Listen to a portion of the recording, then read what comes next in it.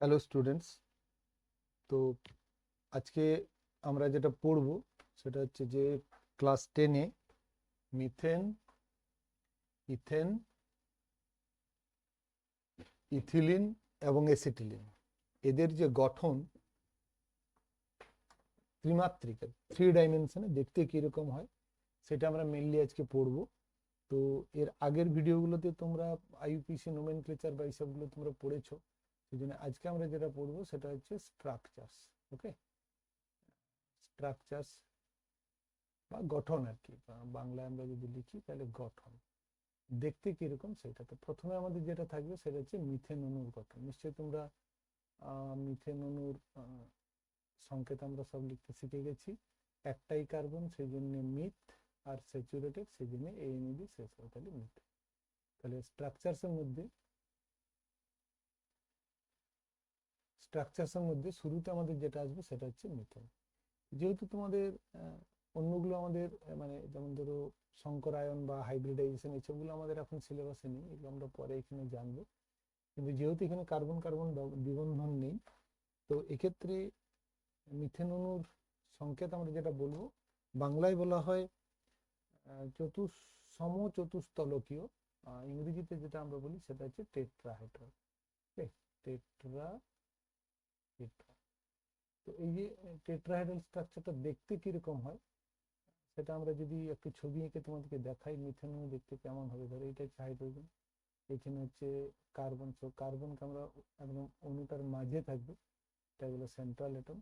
আর এটা আমি এইটার মানে হচ্ছে উপরের দিকে আর কি, অ্যাবাভ দ্য প্লেন বন্ড। আর এটা হচ্ছে ইনপ্লেন বন্ড, এই দুটো। আর এইখানে এটা নিচের দিকে যাবে। এটা হচ্ছে অ্যাকচুয়ালি তোমাদের যেভাবে দেখা উচিত। তাহলে এই যে প্লেনটা আছে এটা হচ্ছে আমাদের প্লেন।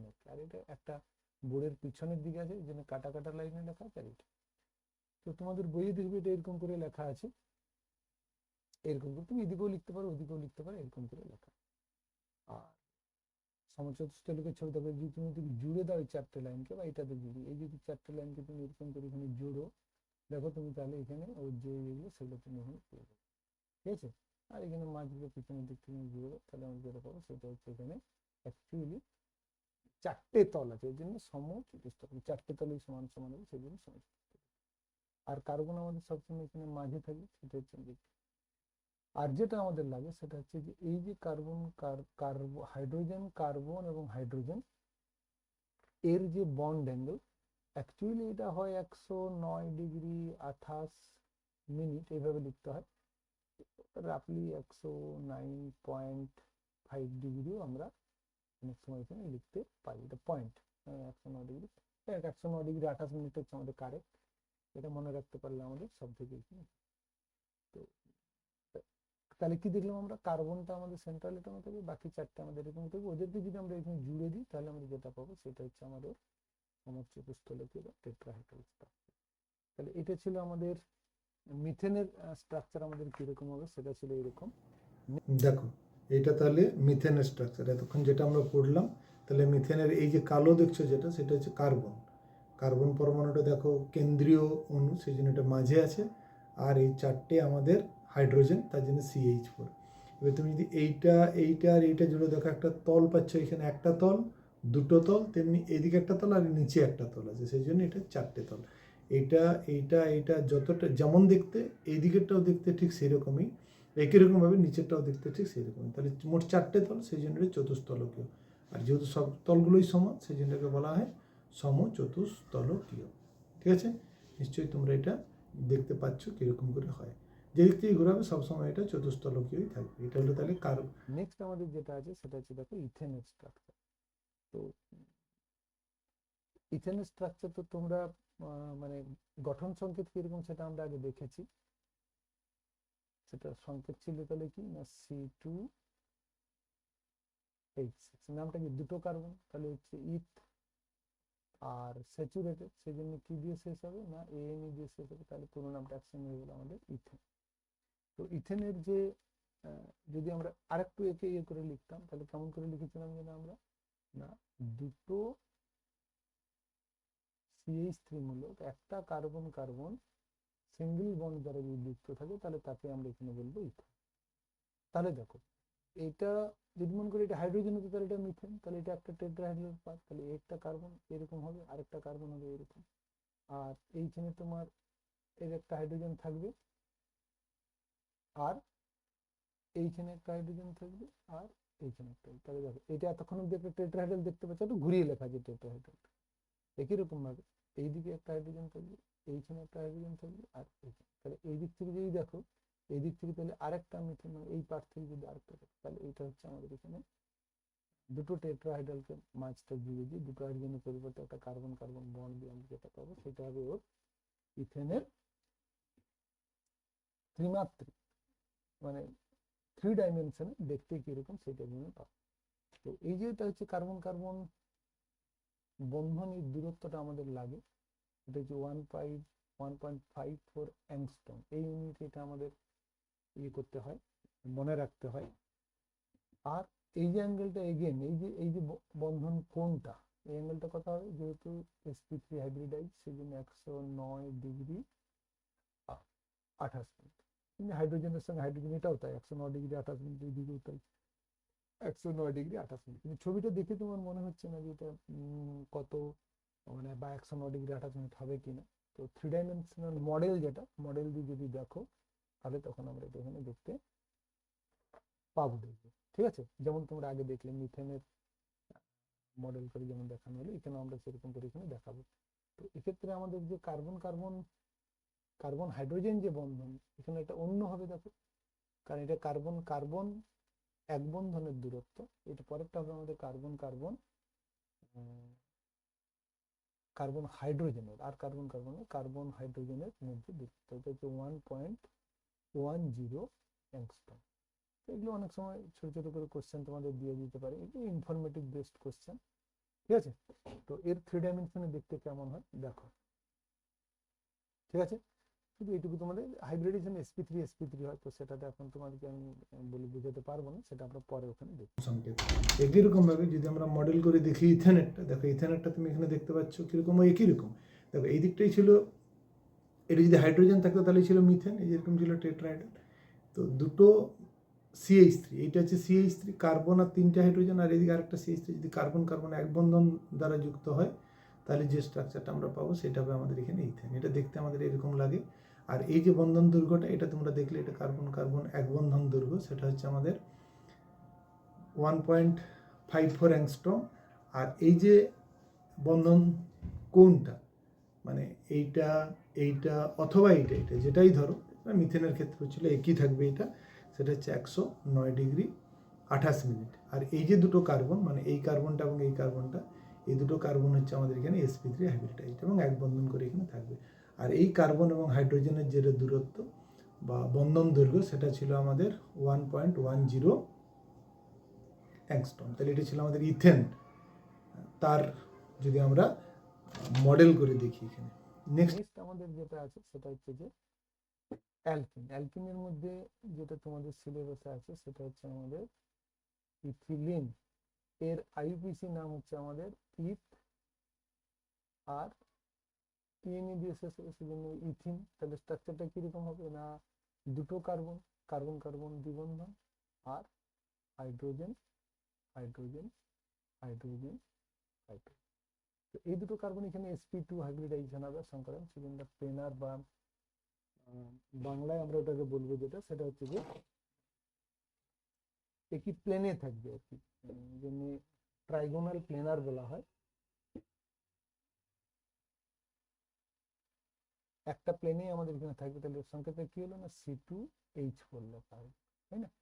মানে এমনি অ্যালকিন, অ্যালকিন গোত্রের যৌগ, এটা অ্যালক, আর তার সঙ্গে ইএনই যোগ করা আছে। তো সব তোমরা আগের ভিডিওতে দেখেছো, যারা ঠিকঠাক করে ফলো করছো তারা নিশ্চয়ই বুঝতে পারছো। তো অ্যালকিন একটা কার্বন কার্বন দ্বিবন্ধন থাকবে, তাহলে এর সাধারণ সংকেত কি ছিল আমাদের CnH2n ছিল, তাই আছে CnH2n ছিল। তো এক্ষেত্রে আগের যে ইয়েটা তোমরা দেখতে পাচ্ছ, দেখো ঠিক উপরে যেটা দেখছো সেটা হচ্ছে ইথেনের যে কার্বন কার্বন সিঙ্গেল বন্ড, তার দূরত্ব ছিল 1.54। তো যখন এটা দ্বিবন্ধন দিয়ে জুড়বে, কার্বন এবং কার্বন যখন দ্বিবন্ধন দিয়ে জুড়বে, তখন ওর যে দূরত্বটা হবে সেটা হবে 1.34 অ্যাংস্ট্রম, মানে কম হবে, তাই না? মানে এটা একটা সুতো দিয়ে বাঁধা আছে, এটা দুটো সুতো দিয়ে বাঁধা আছে, ফলে এটা আর কাছাকাছি চলে আসবে অ্যাজ ইট, সেই জন্য এটা 1.34 অ্যাংস্ট্রম। আর সেই জন্য দেখো এখানে যেহেতু এটা sp2 মানে তড়িৎ ঋণাত্মকতা একটু বেশি হয়, সেই জন্য এ কে বেশি করে টানবে, সেই জন্য এই বনটা একটু সামান্য ছোট হবে। এক্ষেত্রে এই দূরত্বটা 1.08 অ্যাংস্ট্রম। বুঝতে পারছি, আগেরটা ছিল 1.10, মানে কার্বন হাইড্রোজেন, কার্বন হাইড্রোজেনের যেটা বন্ধন বন্ড ডিস্টেন্স আর কি, বন্ড লেন্থ বা পরস্পরের সঙ্গে বন্ধন দৈর্ঘ্য। আর এই যে বন্ধন কোণটা বা অ্যাঙ্গেলটা, অথবা তুমি এই দিক থেকে অথবা হাইড্রোজেন যাই দেখো, সেই বন্ধন কোণের মান হবে 120 ডিগ্রি। ঠিক আছে, তাহলে sp3 হাইব্রিডাইজ হলে একরকম হবে, sp2 হাইব্রিডাইজ কার্বন হলে একরকম প্লেনার হবে। মানে এই যে আমরা বোর্ডটা দেখছি, যে বোর্ডে, এই বোর্ডেই যে প্লেন এঁকে তুমি এখানে ধরে রাখতে পারো। দেখো এটা দেখতে 3 ডাইমেনশনে কেমন লাগে সেটা তোমরা এখানে দেখো, আমি তোমাদের একটুখানি দেখাচ্ছি। দেখি এখানে নেক্সট আমাদের ছিল দেখবে দ্বিবন্ধন দিয়ে দেবো। তাহলে দেখতেই পাচ্ছি এখানে কার্বন কার্বন দ্বিবন্ধন, এটা অ্যাকচুয়ালি এরকম করেই থাকে, এটা তোমাদের যেমন কোনো বই লেখা হয় সেরকম করেই থাকে না, দেখতে এরকমই হয় ওটা। এবং দেখো এটা একটু কাছে চলে এসছে, সেই জন্য এই দুটোর যে দূরত্ব, মানে এই যে দুটো কার্বনের দূরত্ব, সেটা হবে আমাদের একটু কমে যাবে 1.34 অ্যাংস্ট্রম। আর একটু খেয়াল করলে দেখবে এটা দেখো একটা প্লেনে আছে, মানে তুমি যদি এরকম হাতের একটা প্লেনে রাখো, এটা প্লেনে থেকে যাবে, মানে এই বরাবর একটা প্লেন, অথবা তুমি যদি এইভাবে ধরো তাহলেও একটা প্লেন বরাবর, সবসময় এটা প্লেনার স্ট্রাকচার বা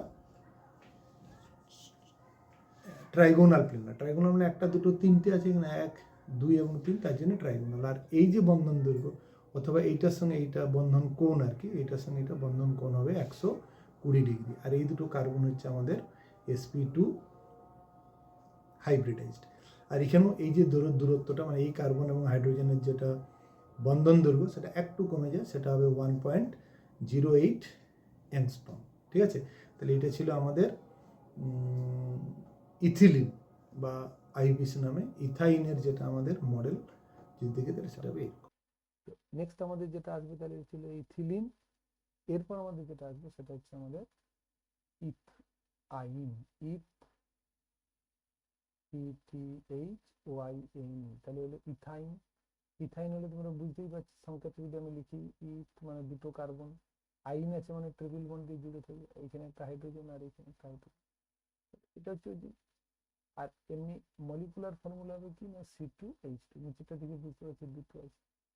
তো এর একটা আমাদের ডাকনাম আছে, সেটা আমরা এখানে বলি, যেটা সেটা হচ্ছে অ্যাসিটিলিন বলা হয়। অ্যাসিটিলিন বলা। তো এগুলো তোমাদের বাংলার বইতে বাংলা লেখাই পাবে, কিন্তু ইংরেজিটাতে ওটা সড়গড় পড়লে পরে তোমরা যখন সায়েন্স পড়বে, যেগুলো একটু কম্পিটিটিভ এক্সামের বই হয়, সেগুলো একটু ভালো ভালো বই পাবে। তাহলে সেই জন্য জাস্ট বাংলা আর ইংরেজির মধ্যে খুব একটা পার্থক্য থাকবে না দেখো এখানে, যেহেতু এটা কোনো টার্মে ওখানে অ্যাসিটিলিন এখানে অ্যাসিটিলিন, সেটা ইংরেজি হরফে লেখা। আর এইটা হচ্ছে এখানে আইইউপিএসি, তাহলে অ্যাসিটিলিনের আইইউপিএসি নাম হচ্ছে ইথ আইন। এটা কোন গোত্রের জন্য? অ্যালক। আর আইন দিয়ে আমরা একে দিয়েছি ট্রিপল বন্ড। তাহলে এখানে এর সাধারণ সংকেত আমরা কি বলেছিলাম? CN H2n-2, তাহলে সব তোমাদের আগে আগে করানো আছে, দেখো তাই আছে। CN মানে 2, তাহলে CN, একদম 2n-2 মানে 4 ভ্যালুটা পুট করলে দেখো। এক্ষেত্রে আমাদের যেটা হয় দেখো, এই যে কার্বন কার্বন ট্রিপল বন্ড, এরা এখানে sp হাইব্রিড, সেই জন্য এর বন্ধন দৈর্ঘ্যটা আরো কমে যাবে। এক্ষেত্রে যেটা বন্ধন দৈর্ঘ্য হবে সেটা হচ্ছে 1.20 অ্যাংস্ট্রম। আন্ডারস্ট্যান্ড? 1.20 অ্যাংস্ট্রম, কারণ একে 3টে সূত্র দিয়ে বাঁধছে, সেই জন্য আরো কাছাকাছি চলে আসবে। এবং এই যে কার্বন হাইড্রোজেনের বন্ধন দৈর্ঘ্য, সেটাও আমাদের আর একটু কমবে। দেখো প্রত্যেকটার ক্ষেত্রে আমাদের 0.02 করে কমছে। প্রথমে ছিল 1.10, যখন এটা sp3 ছিল, তারপর এটা 1.08, এখন এটা হয়ে গেছে 1.06 অ্যাংস্ট্রম। আর এর যে বন্ধন দৈর্ঘ্য, এইখান থেকে এইখান পর্যন্ত বন্ধন কোণ আর কি, দৈর্ঘ্য না, বন্ধন কোণ, সেটা হবে আমাদের 180 ডিগ্রি। তার মানে লিনিয়ার। তাহলে এর ক্ষেত্রে আমরা স্ট্রাকচারটা লিখবো সরল রৈখিক বা লিনিয়ার স্ট্রাকচার বলা হয়, লিনিয়ার স্ট্রাকচার বলা হয়। ঠিক আছে, আর এটা স্ট্রাকচারের নামটা তখন লেখা হলো না, এটা হচ্ছে ট্রাইগোনাল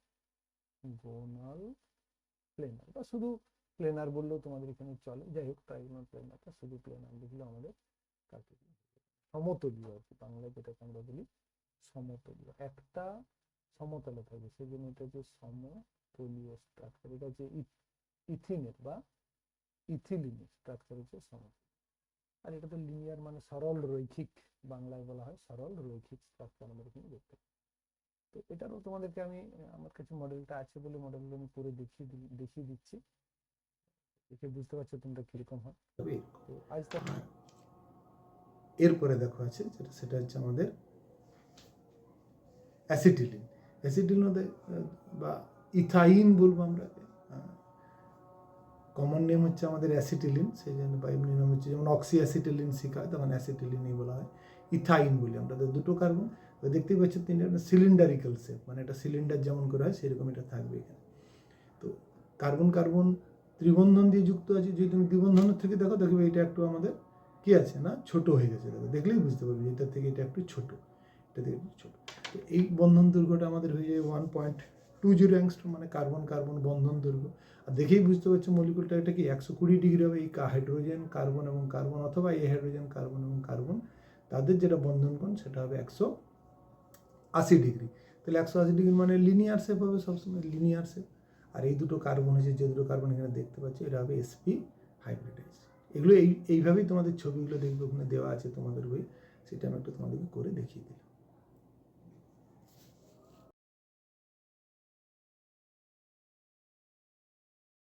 তো আজ তাহলে আমরা যেটা পড়লাম দেখো সেটা একটু তোমাদেরকে আমি রিভিশন করিয়ে দিই। তো প্রথমে আমরা পড়লাম মিথেনের গঠন, মিথেনেরও আমরা দেখলাম মডেল স্ট্রাকচার কেমন হয়, মডেল করে আর কি। তারপরে ইথিলিনের স্ট্রাকচার দেখলাম। শুধু এখানে হাইব্রিডাইজেশন গুলো তোমাদেরকে আমি বললাম না, এখানে যদি কার্বন কার্বন এটা তাহলে এটা মনে রাখবে, এটা এটা তোমাদের লাগবে না এখন কোনোভাবেই। sp3, তাহলে এটাও যেহেতু কার্বন কার্বন এক বন্ধন সেই জন্য এটা হবে sp3। কিন্তু যখনই এটা এটা একটু আমি কালারটা চেঞ্জ করে দিচ্ছি তাহলে তোমাদের একটু বুঝতে সুবিধা হবে। তাহলে যাই হোক এটা হলো তাহলে আমার sp3, আমি আন্ডারলাইন করে দিচ্ছি এটা, এটা sp3। কিন্তু এইখানে দেখো যেহেতু কার্বন কার্বন দ্বিবন্ধন দিয়ে যুক্ত হবে সেই জন্য এর সংকরায়নটা হবে বা হাইব্রিডাইজেশনটা হবে sp2।